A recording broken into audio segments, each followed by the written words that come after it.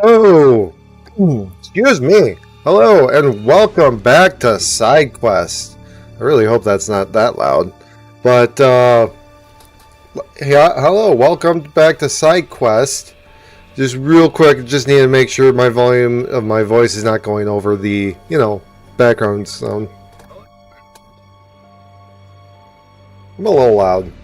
I think I'm a little loud. Maybe a little loud. Alright, let's try that. I don't know, maybe that'll work.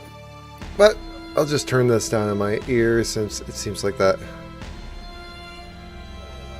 So,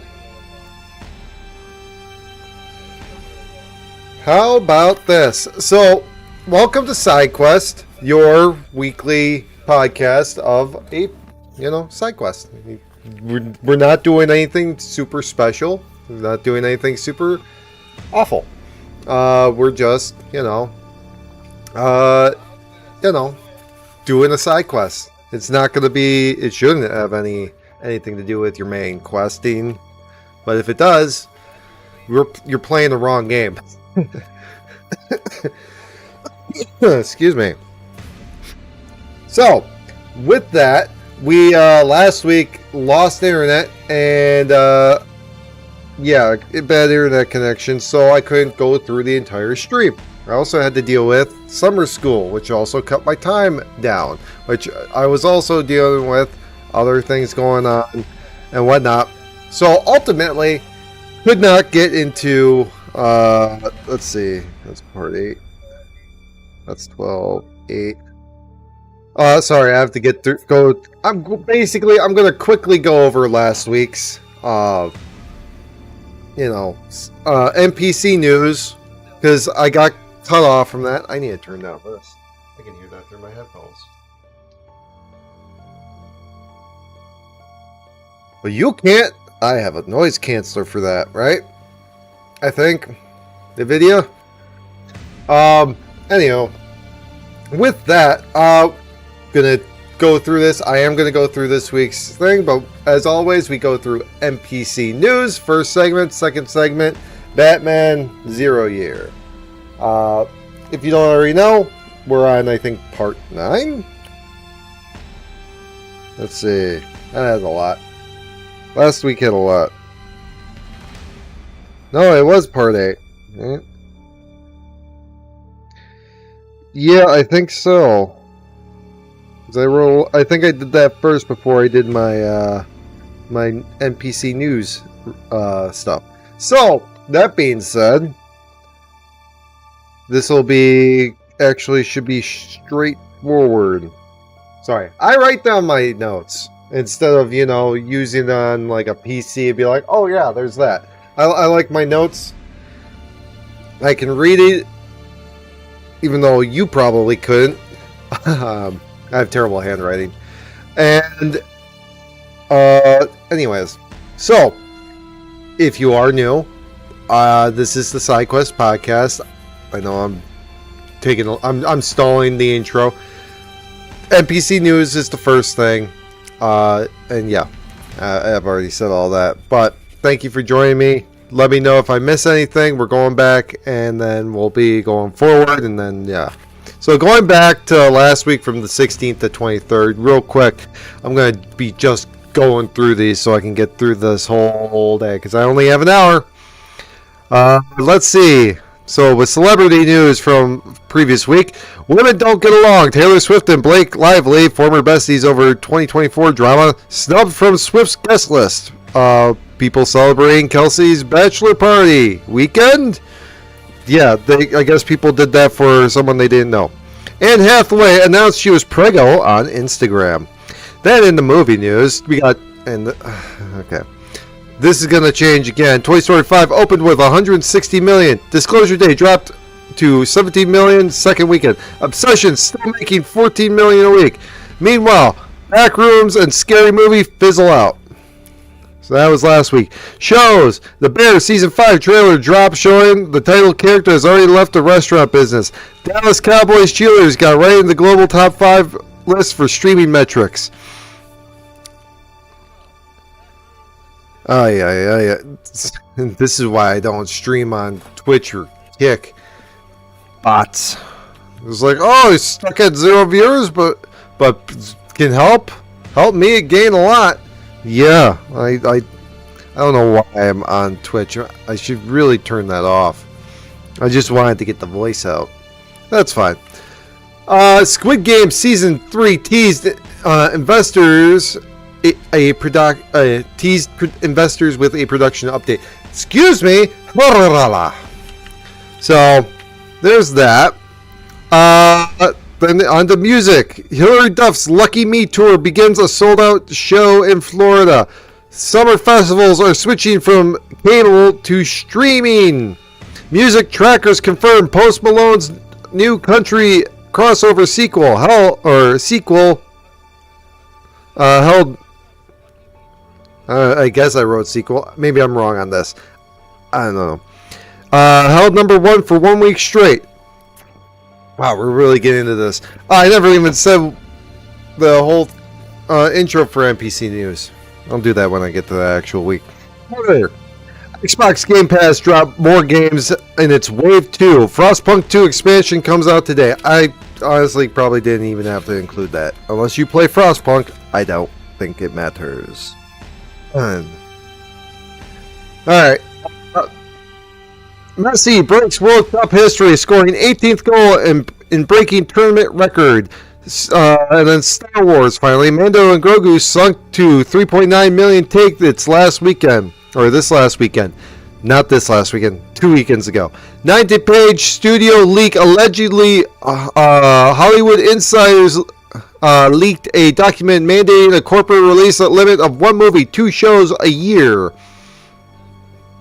So there's that. And then Galaxy's Edge. Or no. We'll get that at.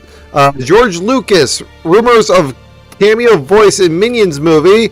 Minions and Monsters, which debuts today. Am I going to see it? No, I'm going to go see Supergirl and Toy Story 5 on Friday. Galaxy's Edge Scrap Trading introduced formal pin trading boards and a scrap metal trading. So if you go down there, they do that kind of stuff. Excuse me. So, you have to pardon me there. So, I ended up going through all of that within, 8 minutes? That's not bad. That's a good recap of the previous week. I could definitely do this faster. But why would I? How about no? I don't think it's necessary. So, I'm dropping everything on my desk. Everything just all fell down. Everything.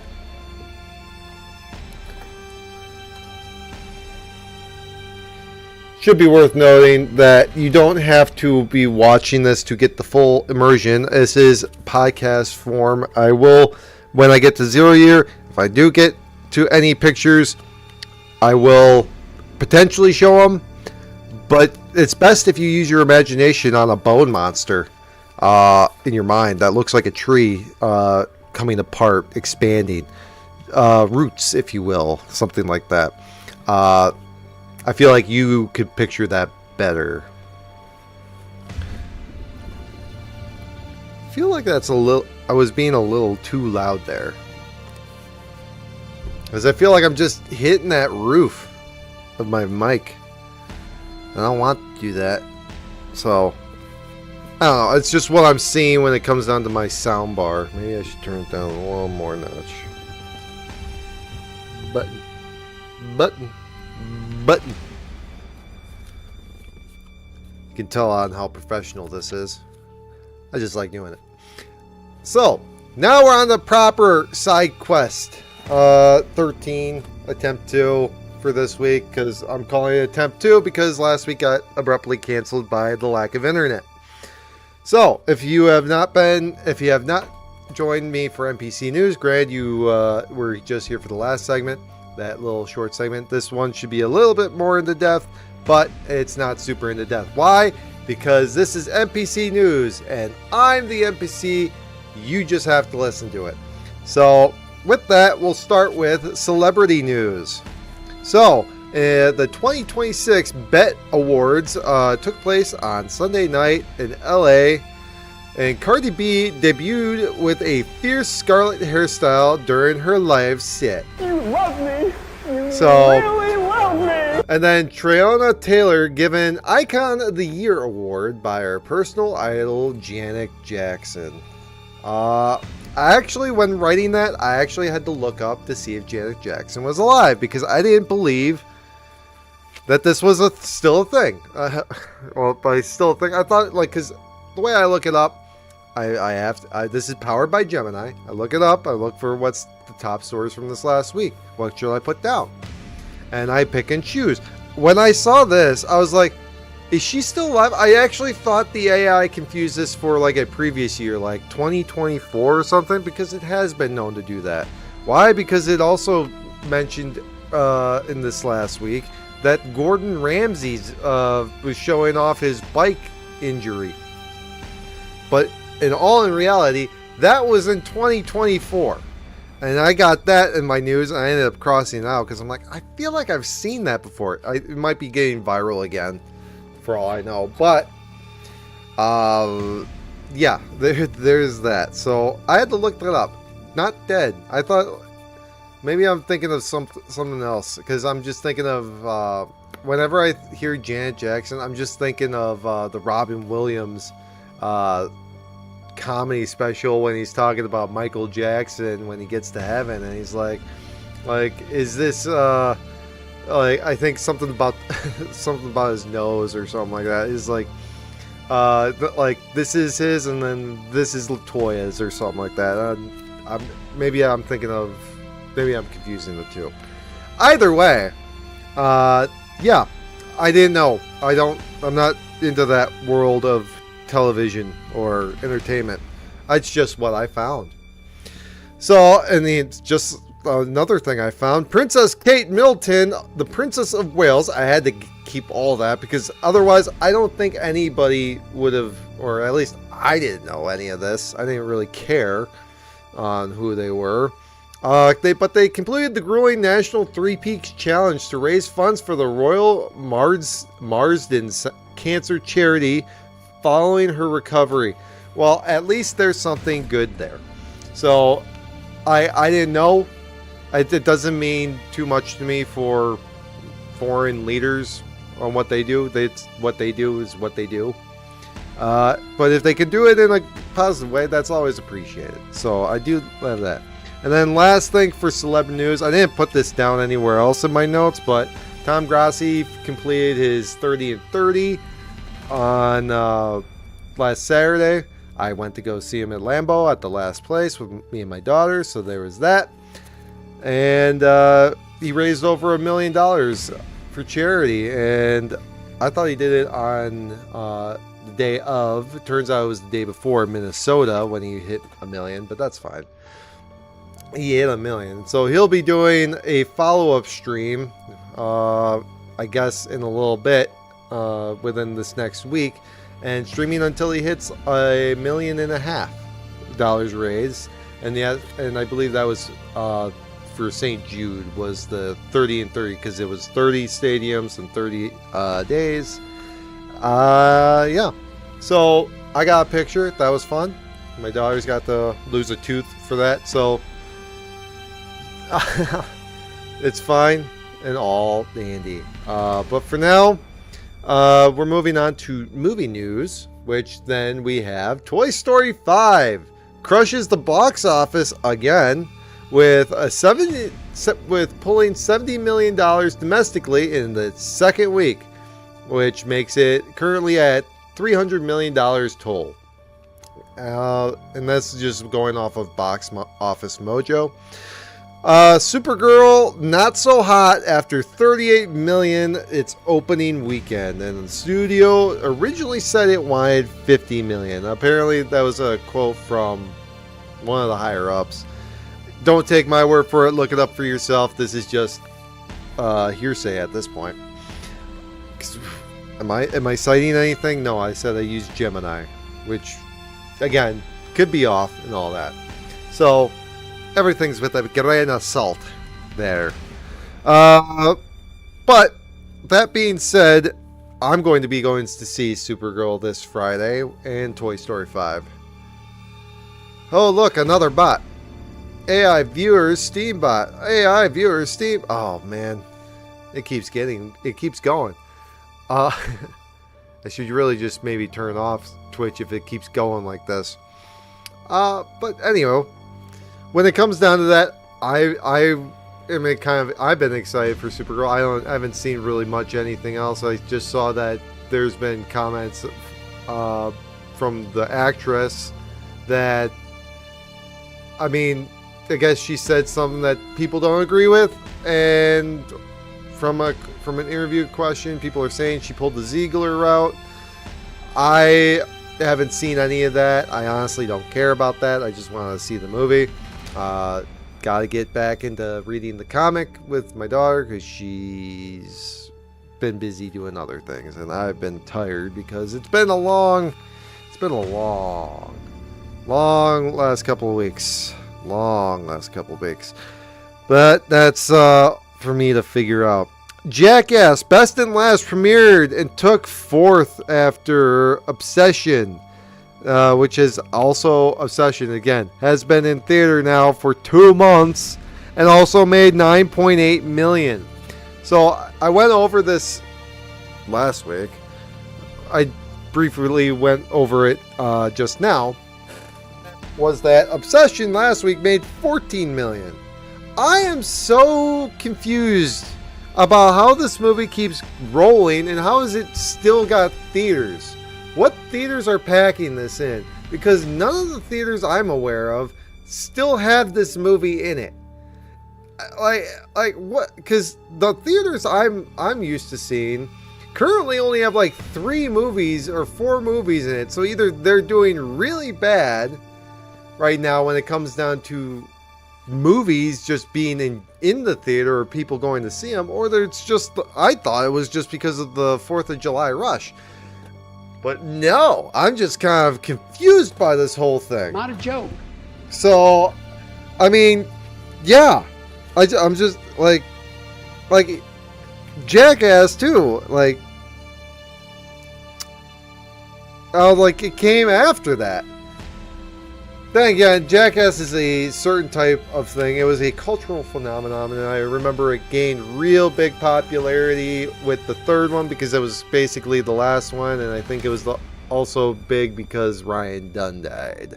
And that was like, oh, this is the final one. There's not going to be a old, and I think it did show Ryan Dunn as an old man in that. So, I mean, and I think I remember hearing when the 4th one came out, I think the 4th one, it was, again, one of those things where it's like, we're going to do it, but we can't do it like we used to, essentially. And that's basically how they kind of marketed it as. And this one, and this next Jackass, Best and Last, I don't recall it getting much marketing, first of all. Second of all, I don't know if, I feel like the water was tainted from the last one, being like, oh yeah, no, we can't do it like we used to. And they kind of did it again with this. They're like, yeah, we have these new people that are doing this. It's like, it's not the same. Like, there's a reason why people fell in love with the personalities that endured these pains. You don't know the personalities that are enduring those next pains, I guess. You will over the time of a movie, but that's over the time of a movie, not over the time of like the show, which started, I believe. And again, it would, in my opinion, it would be like also like, oh, were they doing crap online? And if they were, I'm not aware of it, probably because it was suppressed by the algorithm because it was dangerous or something. That's my take on that. But hey, if it's on HBO Max or something like that that I own, then maybe I'll see it. Because that was just one of those things. Let's see. Then we're on to TV shows. Avatar: The Last Airbender Season 2 hit Netflix with a episode binge premiere on June 25th, tracking the Aang's journey to Ba Sing Se. So, I'm curious about it. I don't say I think I'm going to go more than that into this, but I thought the show had a lot, or the cartoon had a lot more episodes leading up to the end of season 1. I could be wrong, and then I think, if I recall, the last season of Avatar was very short. But even, and I could be wrong on that too.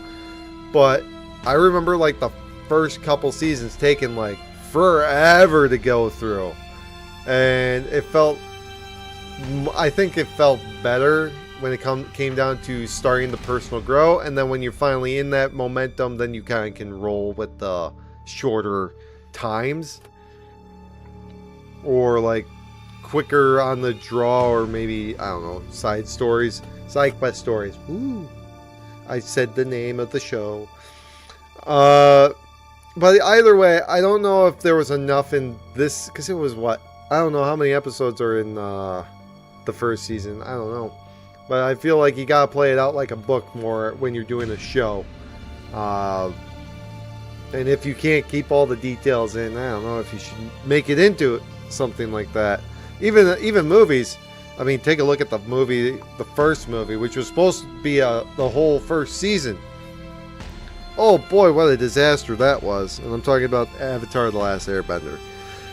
The Bear officially ended its final 10-episode season on June 25th. So I'm assuming they just put everything all out at once. And so I was like, okay, there you go. So there's that. I kind of went over that from last week. Paramount Plus aired a critically praised episode of Criminal Minds about a killer targeting online cam girls and leaving cryptic amounts of cash in their throats. I almost read something else instead of cryptic. Freudian slip, maybe, but I didn't get to say it, so not a slip. I was thinking it. If you can think of what it is, write it down in the comments. Let me know. And then we're moving on. So that was TV show news.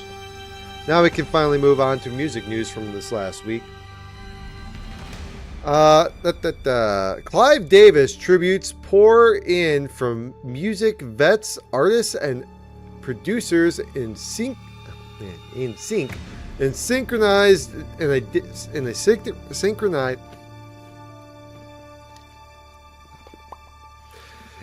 synchronized digital tribute.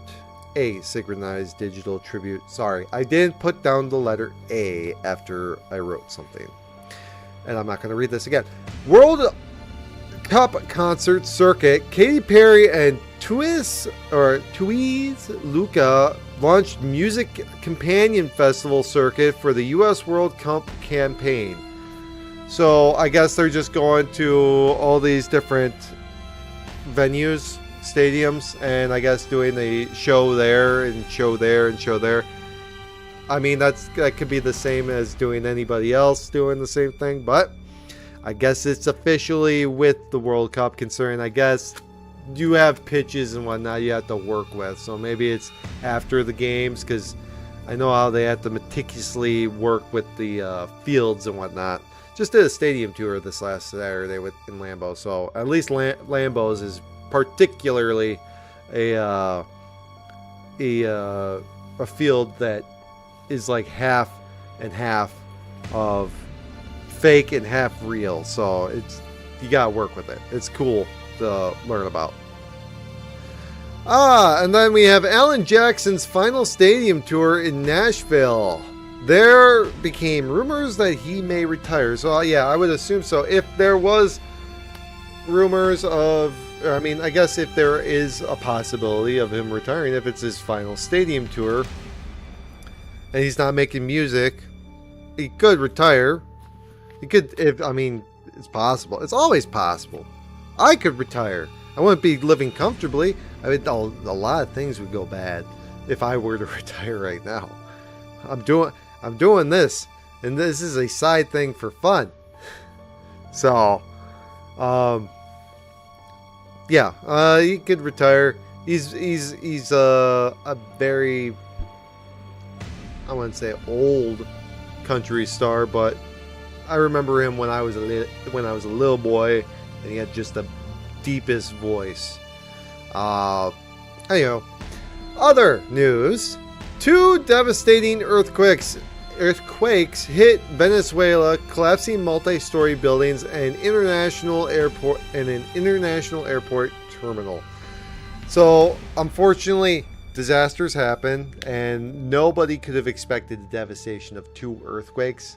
So, hearts and prayers for the people there. And I know from what I heard, it was so bad that I heard that it was like over 50,000 people were missing at the time. Do I know how many are currently missing? No, but I need to get the Batman Zero Year. So, if you need to look that up, go look it up. Why are you looking for me for that answer? I'm the NPC. Anyways, so we got Star Wars news now. Mando and Grogu sunk to number 10 at the box office with 1.6 million take as it's constantly theater run dying, but that was what it said last week. So yeah, it seems like there's not going to be a theater that is going to be showing it anymore. Oh well. On June 25th, Star Wars Newsnet published a massive retrospective documentary exploring the classic MMOs Star Wars Galaxies. And this is going to showcase new insider details on LucasArts' forced mandate to add playable Jedi overnight and break the game's economy.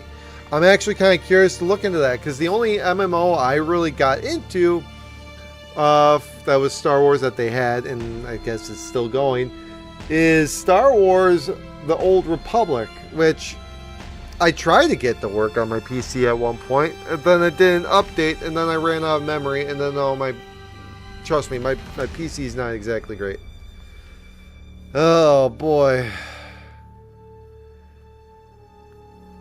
There's a kickbot. Okay. Let's see. For every 2 Twitch bots, there's always seems to be a kickbot. So, and then YouTube's just perfectly normal. Funny enough. So, and who knows? Maybe that's because I'm on a subscriber mode. I don't know. I hope not, but it could be. But let's see. Anyway, so it's Star Wars Galaxies, and so I could not, for the life of me. Well, I wasn't playing anything at that time. I think I was playing on my Xbox, because this is, I think, 2004-ish. So we're talking about, we're talking peak Star Wars console games. So there's nothing that I'm upset with about that. So I didn't lose anything. You lose! So there's that. And then let's go to add this final thing, and then we can move on to Zero Year. Fan viral pan. I said that so wrong.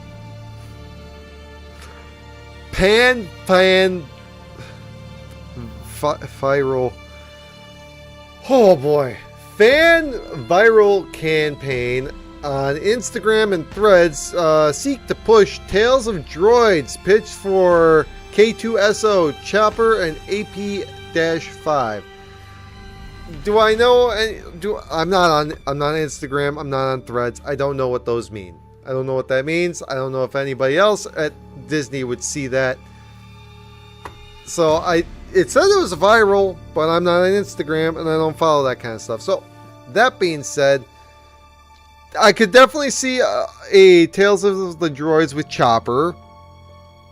Maybe K2SO, only because I haven't seen Andor, so I don't know exactly if they covered that there. AP5, I'm trying to remember who AP5 is. And this is one I will look up Star Wars news. AP5. That's AP56. Oh, AP5 is the cataloging droid from Star Wars Rebels. So no, that would not, in my opinion, be a decent enough story. At least AP5. Definitely not.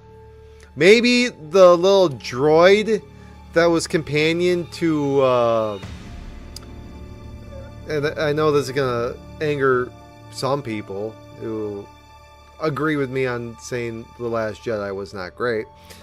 But if you take that little droid that was on the one wheel with the pointed nose from Star Wars Episode 9, take his background story, maybe there you might have a story for Tales of Droids, but for all I know, they're already planning on doing some form of story in that, or they already did in some book, and they're just not planning on adapting it. I don't know. It's just what I think. So, and was that my last one? 13, yep.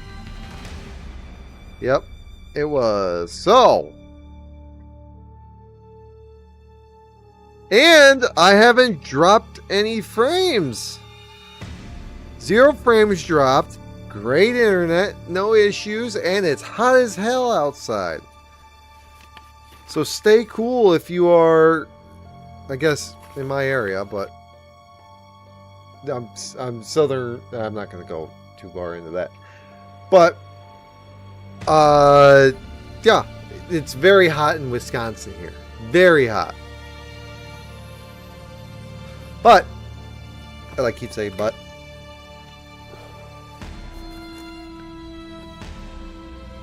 To recap many a thing, I have to figure out where we're starting off again. There we go. So I'm going to actually start this the way the book starts it, and then I'll do the recap, because we're doing technically flashback recap where we are. Okay, so we're going to start with that. We're going to go, because this honestly, in my opinion, did not play too much into the main plot of this episode or part. So this is part 8 of Batman Zero Year, or my part 8 of checking it out. And so yeah, we'll just start with how the book starts, because that's what I have in my notes. So we have the flashback to Bruce being picked up from the police after sneaking to see the movie. So Bruce wanted to see the movie because his dad was raving about it, like, because he's like, oh man, I saw this when I was a kid. So this is during, I'm assuming, during the time of when, you know, movies weren't exactly on VHS, you know. So you gotta think of the times of when this takes place. So the movie he went to go see was Zorro, and did I swear I did this. No, seems pretty straightforward. Yep. Okay, yeah, it is straightforward. Sorry. It sounds very familiar to something I've already read, probably because I've already read this episode or this thing, put it down, and now I'm relaying it. So, sorry, but Bruce told his dad that he thought it was dumb, and then his dad took offense. Was dumb? He's like, Bruce is like, no, I mean, like, corny. I mean, like, come on, it's a guy with a sword versus people with cannons. All in all, that was a little sweet moment at first, but then on the next page, Bruce apologizes for going out into the city by himself. And his dad explains to him, like, we want you to be there. We want you to be there for, like, you. It's dangerous in the city. Like, it's like not going out nowadays. You don't let your kids go out and just wander in the dark alley in the city, I would assume. I don't know. If you do, I wouldn't. I question you. But especially when you're a rich, like the Waynes, like anything could, like you could really be in trouble with that. But they had to get to their benefit, I guess. But the solution was to see it again together right now. And Bruce was like, but you have your benefit. And then Bruce's mom, Martha, said, you've offended your father's honor, Bruce. There's no way out of this one. So then they go back to the theater so they can watch it again. And then you know what happens next. So that's a little tie-in to the day of Bruce sneaking out, kind of explain the previous parts. So let me explain the previous parts. So this is Zero Year. Zero Year, again, is the beginning of Batman. So it's not year one. It's 0 year. It's basically figuring out the identity of the Bat. The Red Hood has already been taken care of, but then the Riddler has appeared and taken over the city. Why? Because he's been laying riddles after the defeat of the Red Hood, and he's been using a doctor called Dr. Helfern, who is also known as Dr. Death. Dr. Death is making a serum, or has made a serum, which which controls bones and whatnot, and meant to basically have people like be super durable and whatnot due to said bone density, increase, strength, and all that kind of stuff.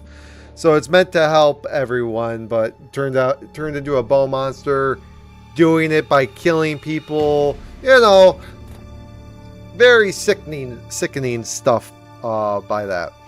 But Bruce didn't know this. He did not realize this. This was all realized in the last episode, or part 7 of 0 Year. And what happened was Bruce was investigating, and like, because Bruce was investigating Nigma, or no, he was investigating Helfern, because he thought he's the bigger threat. Whereas at the very end, he was searching the Gotham City catacombs where there's a bunch of bones and whatnot, finds the lab, and it was a trap for Batman because Riddler realized that's what he was up to. And Riddler was at the point, or is at the point where he was, basically he had a thing in the air, a thing in sea, and a thing on land to basically control, basically do whatever you want, blow up things from very small things to very big things. It was a whole bunch of chemical reaction stuff. Very sciencey. I can't really get into it because I don't really necessarily know the science myself, because it's comic book science. But either way, basically, in doing this, we find out that there was a helmet, Tokyo Moon, which was related to another previous incident flashback that we saw from a different part. Ultimately, something with Helfern has something to do with Tokyo Moon and a desert, and possibly something to do with Bruce. Either way, when Bruce gets there, the first riddle was lost because Riddler at this point cut the power to everything during this big hurricane storm. And so the police end up, I believe, putting the power back on. Nope, that's in this one. So I'm getting ahead of myself. Either way, the Riddler's whole goal is to turn the power back on, then he can basically control what he can, or everything, and do whatever he wants. And then, so it's get smart or die, as he put it. So, Batman, oh yeah, Batman in the catacombs, the trap was bursting a hole in the wall, filling it up with water, and, burying the Batman in all the bones and whatnot. He ends up surviving, bursting out of the catacombs, bones flying everywhere. Ends up calling Jim Gordon, who's escorting kids and people onto a bus to get out of here because the flooding's getting really bad. So, Batman got blown up at the Gotham City catacombs looking for Dr. Death by the Riddler, who was working with Halfern. Batman busts out of the bones and calls Gordon immediately, whom is getting buses to evacuate the area. Batman then tells Gordon to get to Wayne Tower to tell the fellow cops to not turn the power back on. Nigma is in Wayne Tower. Why? Because everything all stems from the previous incidents, like a question mark with the period at Wayne Tower, which means Riddler's at Wayne Tower. The other thing was, hey, he's gonna control. Riddler's going to turn once the power gets turned back on. Riddler will have control of the city, like what I said previously. From the hub hubs he used to make from the hubs he used made when power surged. Boy, I didn't write that well. Nigma gets control as the power gets turned back on. So those are the two big points. Batman finally explains that combining the chems Halfern stole from the scientists, that's how Riddler's doing it. Land, sea, air, when power comes back on. So as he sends Gordon off to do that,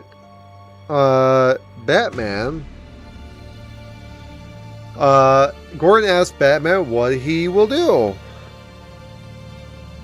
And Batman says, I'm going to answer his riddle. So, then it cuts to Loeb, and he's in a blimp, in a pilot asking to get the power back on because they're in a blimp looking down, trying to do all this stuff. They look out, so everyone, look, what the heck is that? I'm using the safe language there. And then even Loeb has to laugh. You got people looking down on the ground. In this rainy night, you have Barbara and their dog looking out, and then you have people at the Gotham City shelter to find the Bat Blimp. I don't know if that's visible for that because I'm using a background filter, but it dwarfs the GCPD blimp. And yes, the blimp came from Lucius before being fired by Philip. It uses oxygen as a ballast, like a sub. Less. What was it? Oh, that was a yes. It was not bless. Yes, it was already black. So that was the big thing he said to Alfred. Let's see. So Batman's plan at this point is to get to the airship or the air weather balloon, because Batman knows that this is how he's got to do it. Take out one, you take them all out. But the thing is that he stole a hyper repeater to amplify the signal. With a weather balloon, if the signal is high enough, the range would reach the whole city. So basically, he's got a whole thing where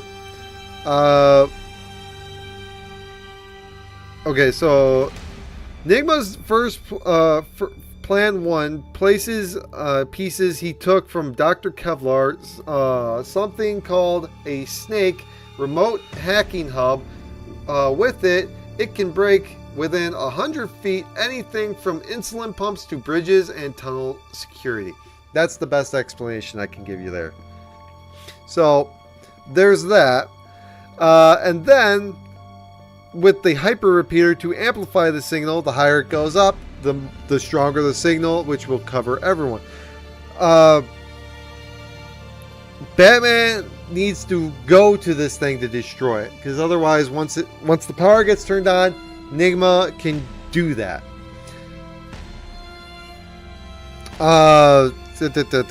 Let's see. So he goes up into the maw of the hurricane to reach the weather balloon and stop it with a jammer if Batman can get close enough to it.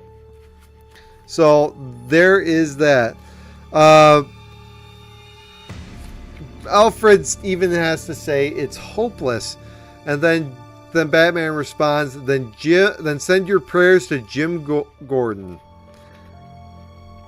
So in the meantime, let's see. Yep. Okay. So Gordon gets a hold of his old partner as he's making his way up through Wayne Tower. And basically Corrigan dismisses Gordon and says Loeb is Loeb after this crisis would send Gordon back to Chicago.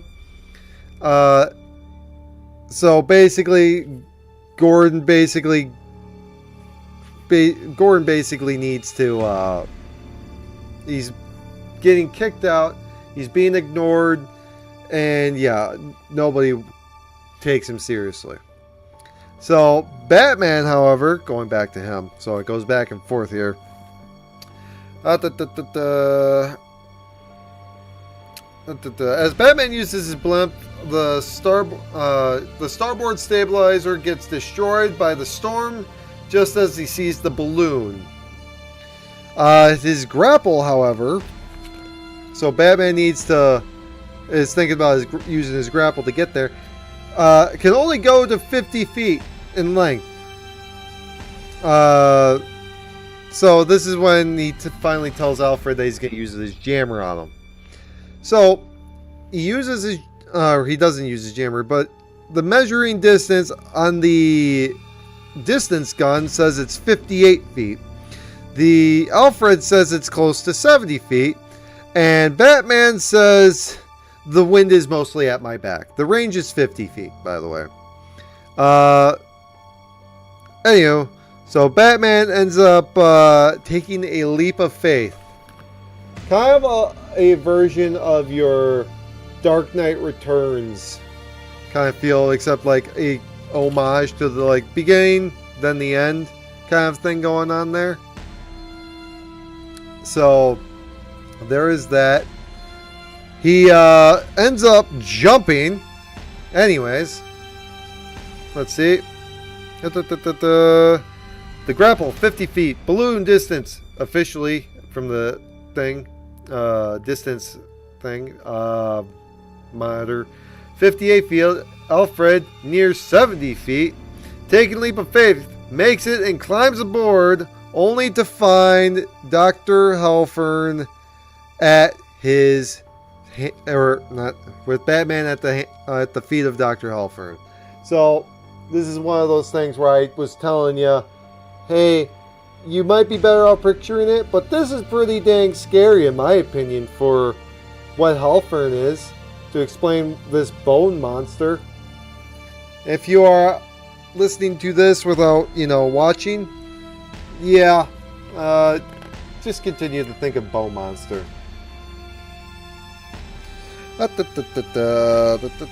Gordon finding Nigma now finds him with a string in his finger, holding up Phillips, or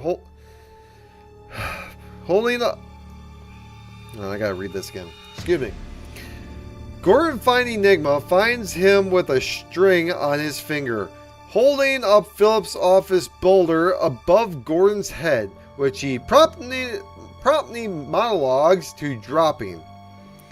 Because Gordon's like, "Oh, freeze me, Nigma!" And then Nigma's like, "I wasn't expecting you. Let's go through this." We're talking about Archimedes, I think. Regardless of how much string. Archimedes, yes, it's true. Archimedes, you know he's who.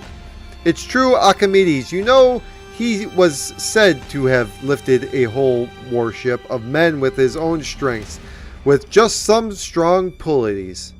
So Gordon looks up. Oh, already I can feel the string loosening. Big surprise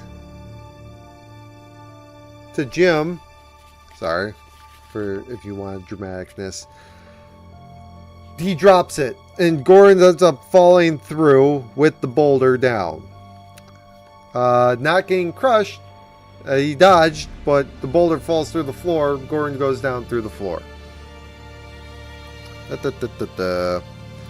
Batman.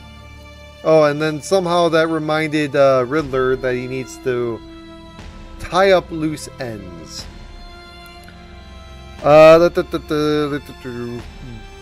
Batman then fighting the skeleton creature Hellfern, who is very distorted. Hellfern believes people will be saved by his work. Sorry, thought it said wire. Thought it'd be saved by his work. Hellfern explains how Riddler convinced him and helped Hellfern with his research. So again, you were looking at that. That was a person, kind of like Killer Croc. So that, yeah, it's very demented as a person.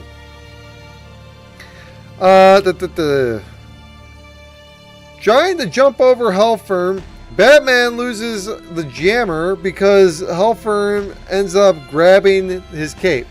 So no capes. So unfortunately that happened. So he ends up getting a swing at him. Jammer goes flying towards the end. Batman goes diving towards said jammer before it falls off. Nearly gets there, but then Hellfern stops him, and it falls off. He says, "Oh, too bad, my friend, too bad. But a little pain, little death, in order to give millions the means the armor themselves. Well, it's a small price." And then Batman's like, you, a little pain?" And he says a swear. I don't know what swear, but it says swear. Let me help you with that. Now, Batman at this point seems to have lost it. He takes control from getting and falls off the bar. Batman then takes control and breaks Hellfern and tangles him on the safety railing. Or yeah, he really does tangle him on the safety railing.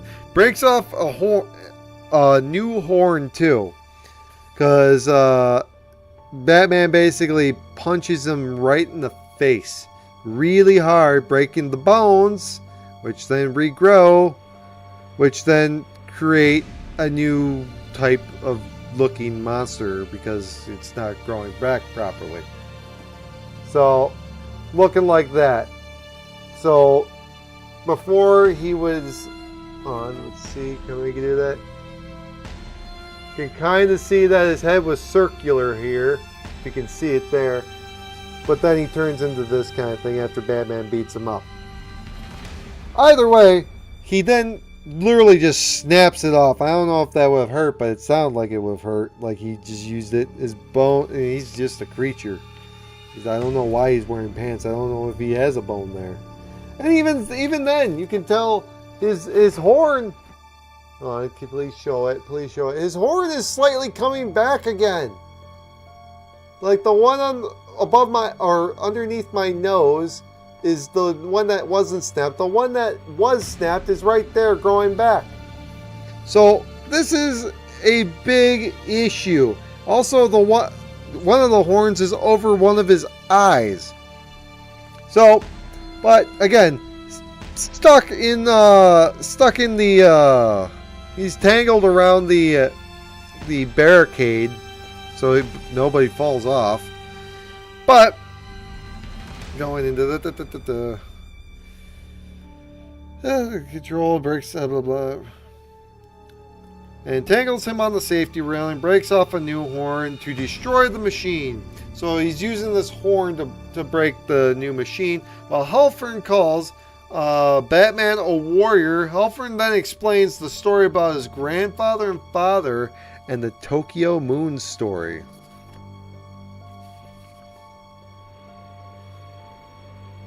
Oh, that's wrong way.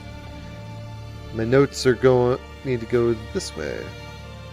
We're almost done, guys. I think I sped too far into this. That's fine. I still have to get ready for work. Okay. So, what Halford explains is about Tokyo Moon. And Tokyo Moon was written on a helmet that we saw in a flashback in a previous part to Batman Zero Year. We had no idea what it was about, just that it was on a desert. It was in the middle of a desert.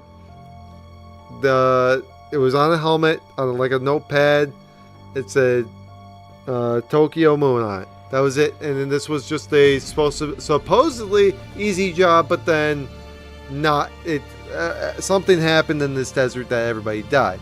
There was also a thing about, I think, putting the connection together. Now, the song that was also stayed, where I had no idea what this, like, it was like 1946, a soldier was listening to the song. I'm like, this is weird. What's something about the song? I even looked it up, and I told you guys, was this a real song? And said, nope, this is a custom song. I'm like, okay, so I don't know what the importance of this was. Now we do. Because Tokyo Moon, it's sung from a sweetheart to her soldier. She's assuring him that the moon will watch over him with her love and all those, or the love of for those who care for him. His grandfather heard it. So this is Dr. Halford. My grandfather heard it in unoccupied Japan, 1946. He was taken with it. All of us, we write the phrases on our helmets when we go to war. So, they're warriors. They do it as a sign of luck. To remind us, we only need look at the sky. The bright circle there, you know it. My son, he put it there too. Tokyo Moon, as though it were enough. But enough, please. So, what Halford ends up doing, as Batman is just trying to destroy the computer or the machine, Halford ends up breaking off his bones so that he can go defeat, Bruce. It seems like he's kind of morphing more into a bigger monster again, proper monster. I could be wrong. I'll see on the next page. Batman ends up putting a little tiny explosive, or I'm assuming explosive, put some underneath the panel here. But turns out, so the full story was, following a clue into an empty desert looking for a tribe of nomads, it sounded harmless, or at least less dangerous than war. But see, the nomads had booby-trapped their tunnels, looking for Mr. Kane's errant nephew, Bruce Wayne. So, Halford's son died because he was looking for Bruce Wayne in those tunnels, possibly because in those tunnels where Bruce was that prisoner in the ball in the previous episode where Alfred ended up calling, and we found out it was Alfred, where I originally thought it was Bruce's parents, as a dream sequence. Turns out it was real. It was just a flashback of Alfred calling him in this whole situation. Batman ends up getting stabbed by Halford because of his, actions.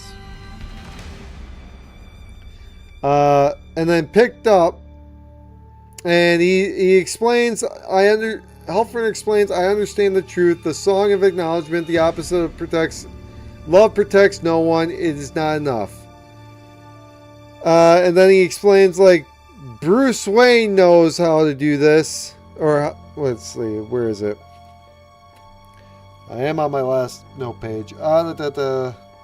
Sunday, so Halford's son, so Halford's son did so as well. Halford helped send his son to an easier job instead of war. He sent them to a assist and grab kind of thing, a rumor. Let's just deal with this local militia. It's not war. Anyway, didn't work out so well. The Nomads having booby-trapped tunnels, and Halford's son did. The Batman placing the small canister machine gets spun in monologue. Oh, another monologue. Excuse me. Let's see.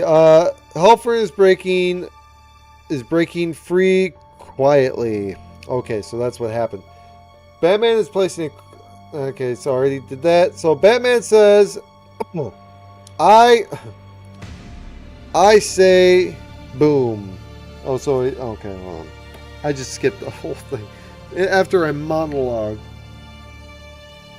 Batman placed small canister in the machine, gets grabbed and spun, and monologued gets asked, "What do you say?" Batman says, "I say boom." They go boom.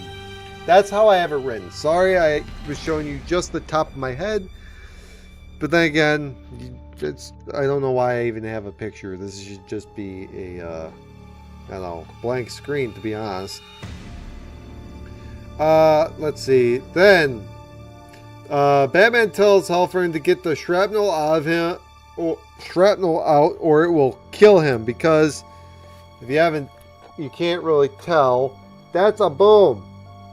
And a boom is like taking the whole upper half out of, like, if you've ever played Resident Evil 4, there's a guy that basically loses either his whole top half and he's got like feet on the ground, but then his whole upper half is just all like woo. Either way, I'm sounding weird, but either way, that's what he looks like. So as Halford's like dying here, it says like, no, I'm ready. You tell my son's story. You tell people, don't fool yourselves. We are all alone. All of us. You tell them to follow that Bruce Wayne. He understands. Because again, I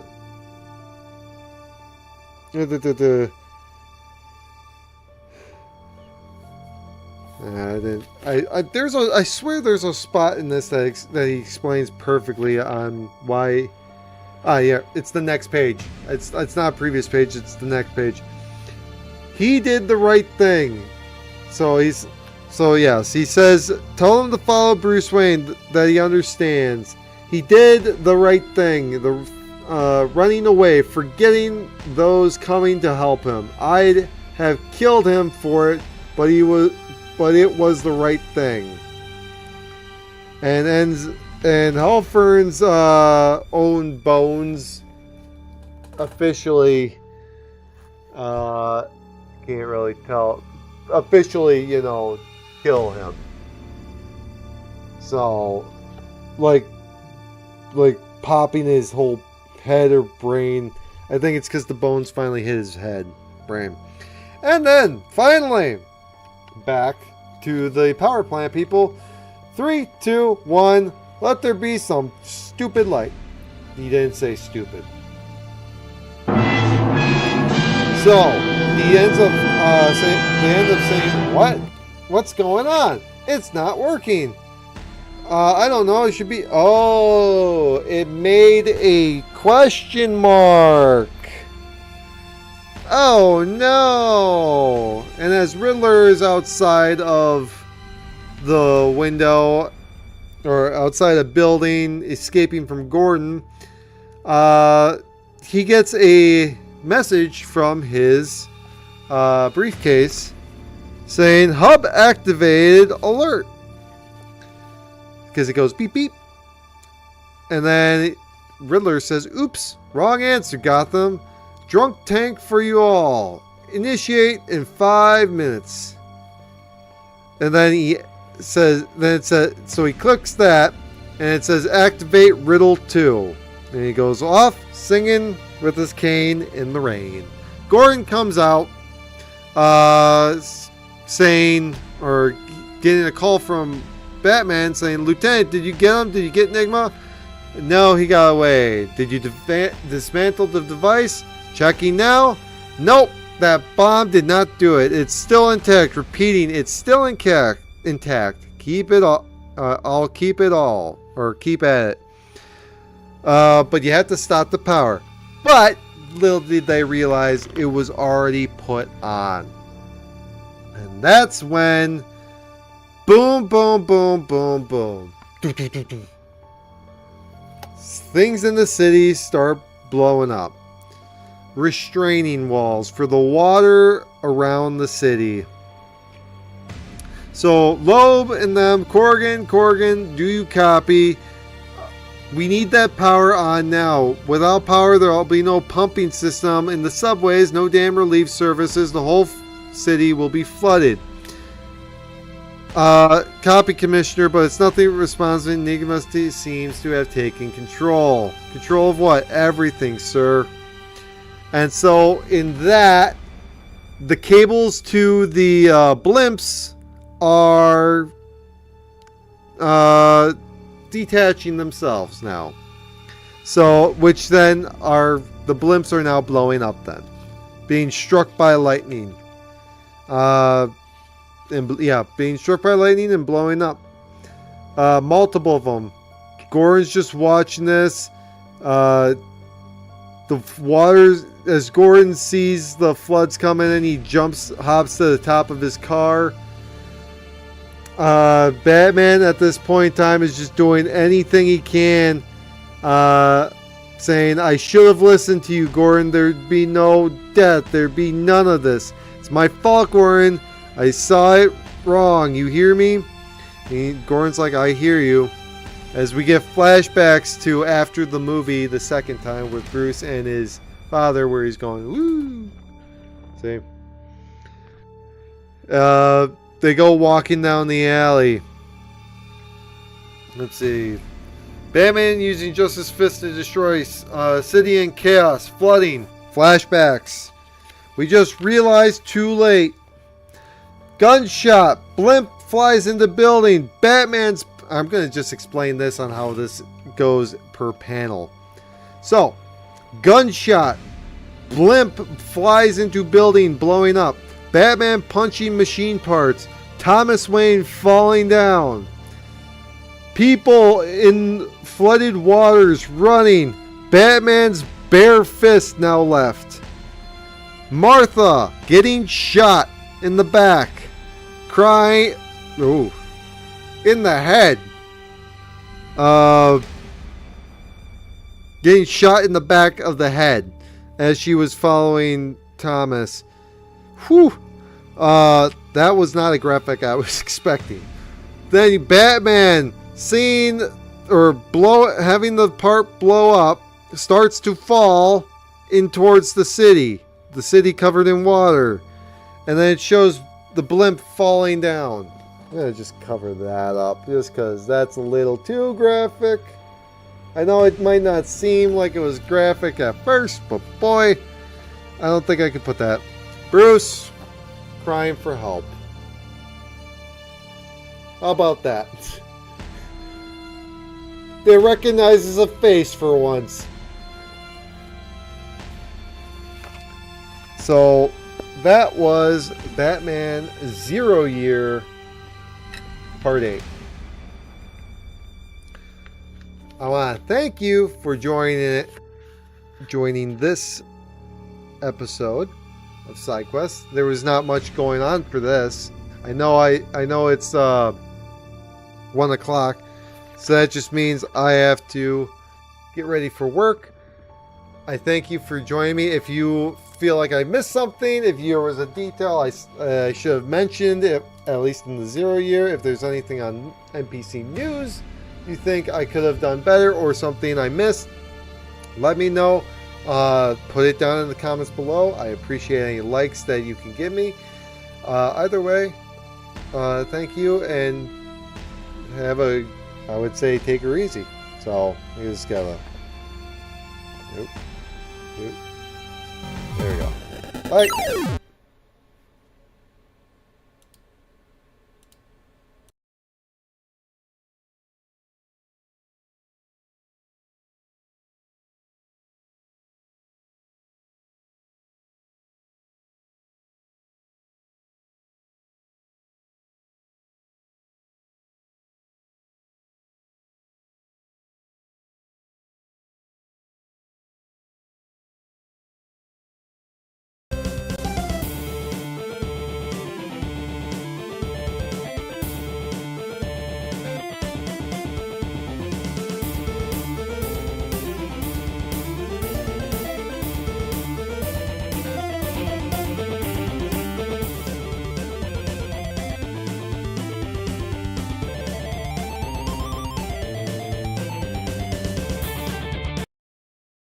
Nice set of Hooters you got there.